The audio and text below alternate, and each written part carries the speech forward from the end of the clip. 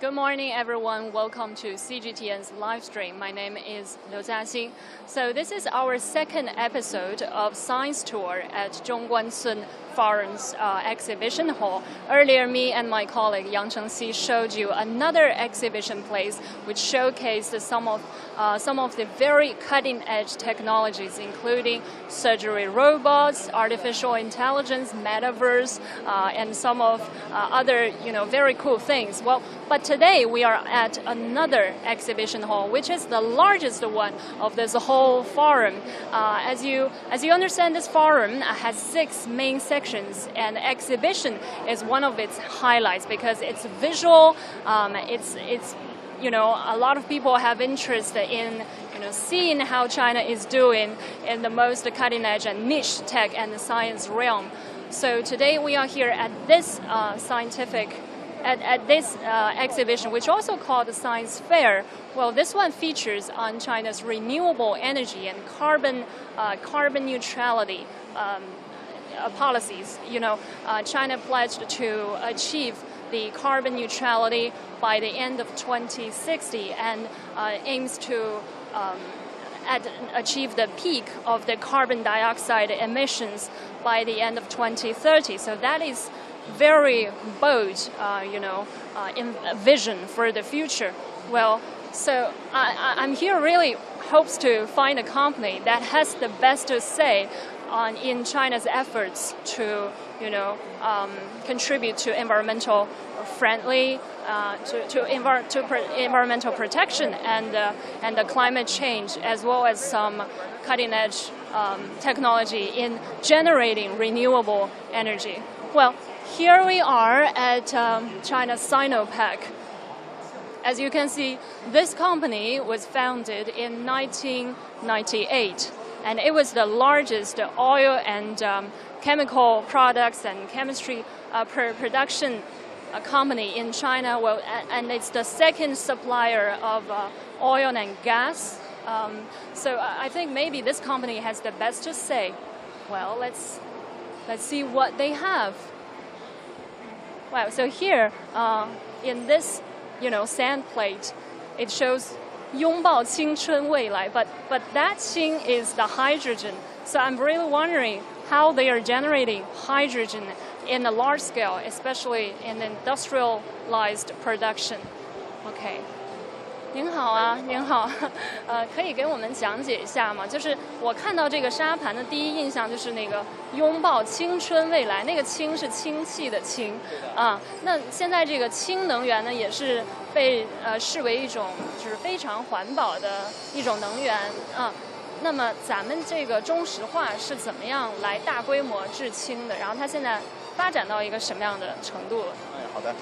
我们的一个制氢呢，主要是在我们的新疆库车、内蒙古乌兰察布和鄂尔多斯进行一个大规模的光伏和风力的一个发电部署，然后通过我们的电解水进行制氢。通过我们Okay, 1 second. Let me translate. 好，so he said that before we can get the hydrogen, from chemistry book we know that it must be splitted from the molecules that has hydrogen. For example, water. So before doing that, we need some energy to generate electricity, right? So he presented that at the upper left corner, I think they're using wind and solar energy to produce electricity that can, split water and get the hydrogen out of it. Okay, and the place they are doing so is in China's Inner Mongolia, right? Inner Mongolia, where wind energy and solar energy are easily to be captured. 好，从这个制氢之后，就是风能、电能，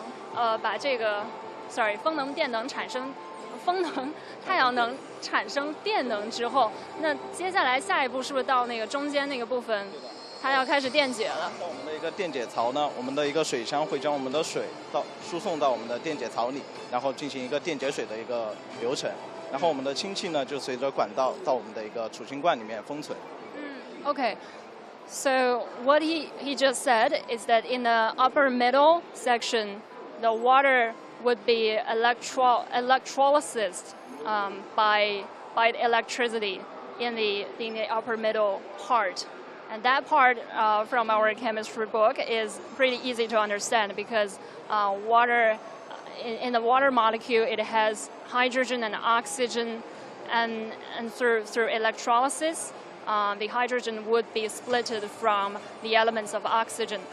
And here, okay, and here in this part, this is where, I'm sure he said, this is where they stored hydrogen, right? 这里就是你们储氢的一个地方。那储氢我们用到了什么样的技术？是储的液态氢呢，还是气态的氢？我们普遍采用的呢是高压气态储氢。高压气态。对的。So they stored hydrogen through high pressure, right? By using high pressure. But it's also gas hydrogen. Right. So after that, I also noticed there are some other places over here, like that gas station. Okay, so speaking of gas station, Sinopec has the second largest number of gas stations in the world, and it also ranks the fifth in 2021's Fortune Global 500. So that's really remarkable. 那么咱们这个这叫什么？加油站啊，加油站它有什么特别之处？它这里可以加氢能源吗？是可以的。我们中国石化呢，现在就是布局我们油气氢电服的一个综合加能站，提供汽油、氢气以及我们的一个充换电的一个服务。同时呢，我们的加油站呢也提供气服、餐饮便利店等多业态服务。So this station is not only for oil and gas, it's also for electricity and hydrogen fuel. You see, it's a large compound. It's a large domain that also has some, daily supplies to the people who come here and make a stop. 好，这里加了氢之后，我想知道这些氢气主要加给哪些车了？现在有多大部分，就是有多少车辆可以使用氢能源？它已经多大程度的投入到了我们的日常生活当中？目前的话，在我们的上海呢，已经建成了14座这样的一个加氢站。它主要的一个服务对象呢，就是我们的一个氢能交通。目前已经有100多辆的一个氢能公交车在我们的上海投入运行。So some 100多辆，对吧 ？Okay, over 100 Shanghai's buses have used hydrogen fuel. They are running on it, right?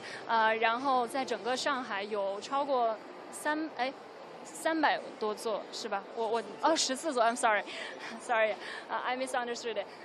So in Shanghai there are over 14 hydrogen fuel gas stations, which is really 它现在真的已经大规模的相对大规模一点投入到。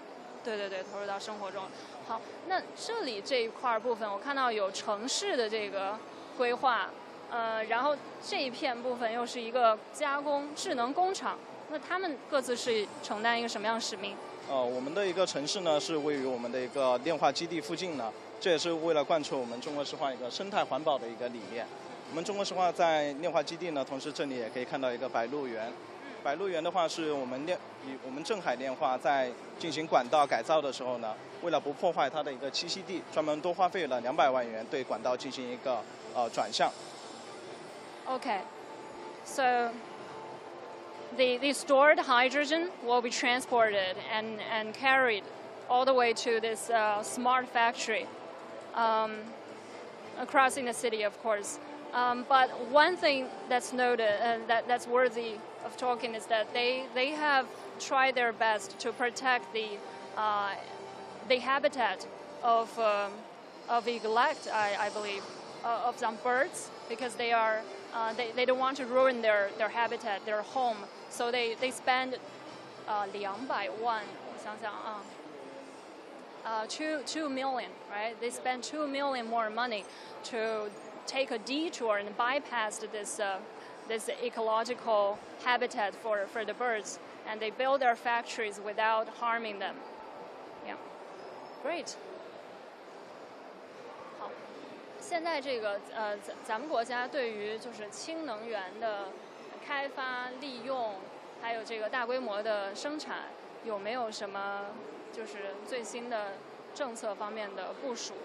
目前呢，我们氢气的一个生产呢，也是为了贯彻中国的一个双碳目标，在我们的2035年呢，必须达到我们的一个碳中和的一个程度，所以我们现在也是在大力发展我们的氢能业全产业链。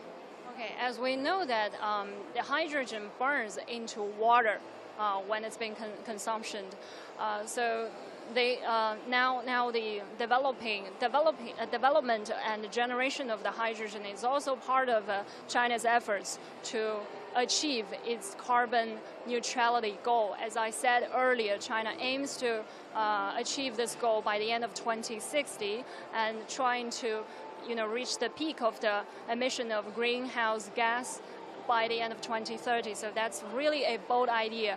OK, 好，现在这一片区域你们展示的是哪些部分？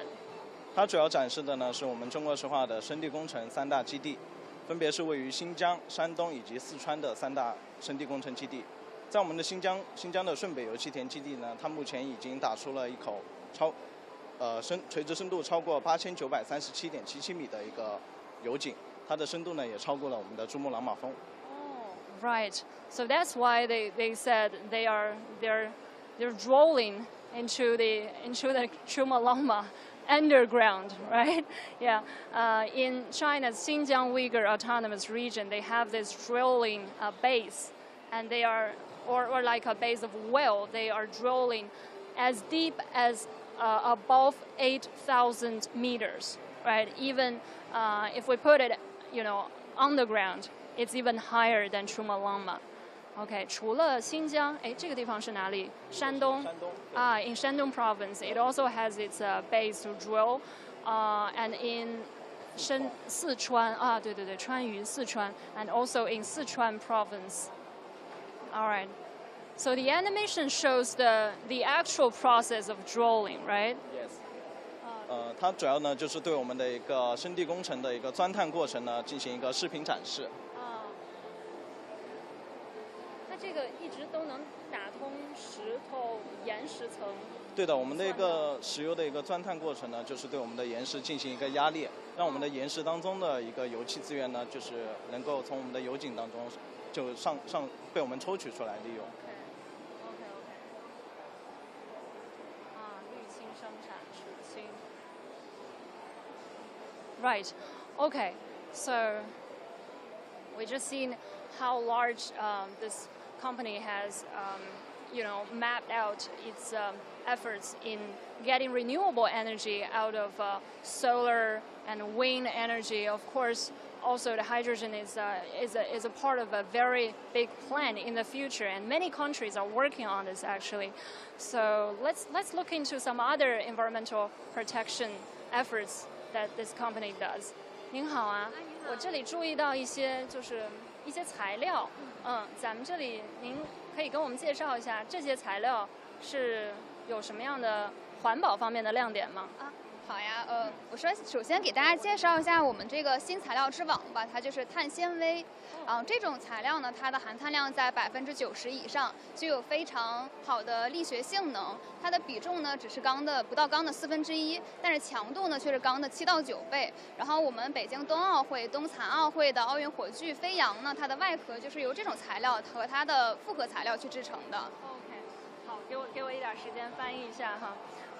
So here they present this carbon fiber.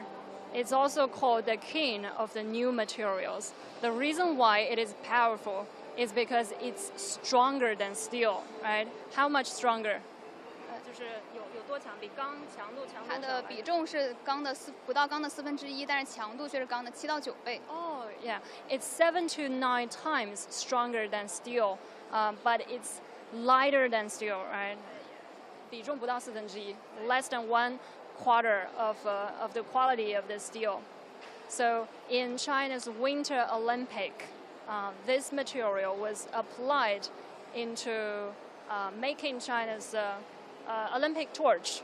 Right, the appearance of the shell of the Olympic torch was made out of carbon fiber. Yeah, very strong but very light.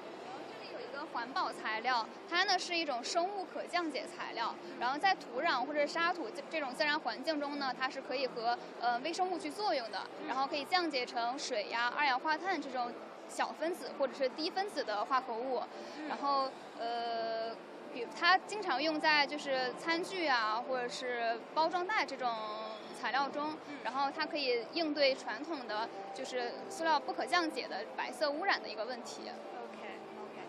So this kind of material we are very familiar with is a plastic bag. It's made of a material that's degradable in the soil with micro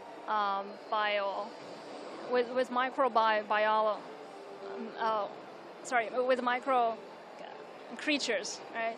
Yeah, it can be degraded and absorbed by the soil by turning into some molecules like water and carbon dioxide. So this plastic bag is made of this degradable materials, and it's easy to be absorbed by the soil, by the plant.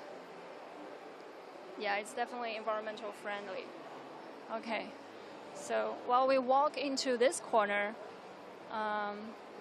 这个又是什么呀？高性能纤维。高性能纤维就是港珠澳大桥的建造过程中的那个6000吨的下沉隧道，就是由它吊起来的。它是目前世界上强制比最高的一种新型材料。Okay. So this new material is even more powerful. It's called. 我看一下啊 It can be used. It can be applied into making the ropes of a bridge, and it's strong enough to hold it, to stretch and hold it. Okay. 好的。Wow. So, 谢谢您，非常感谢。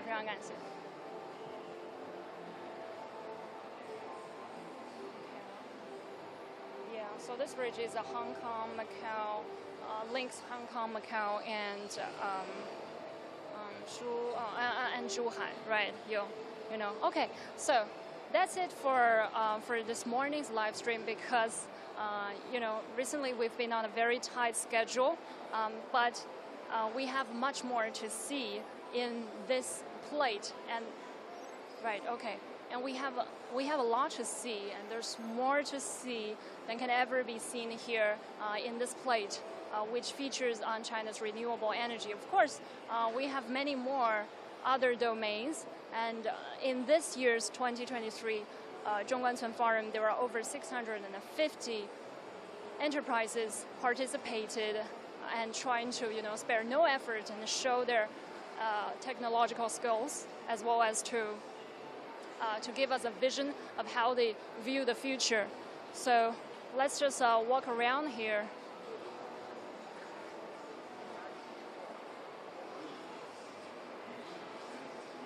And see what's more interesting in some other places.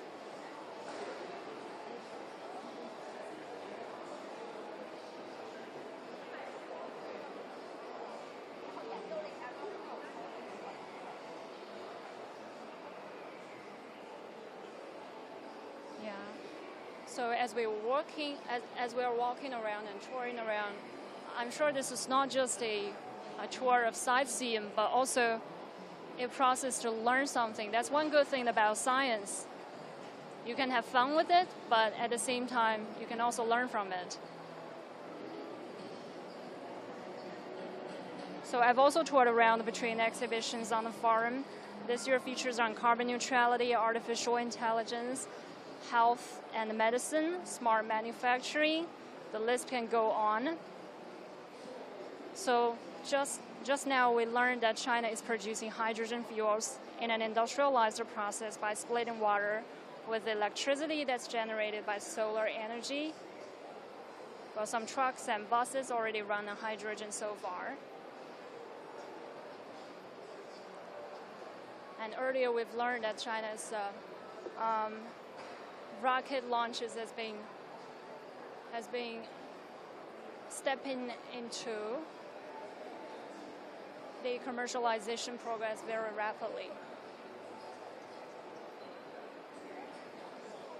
Right.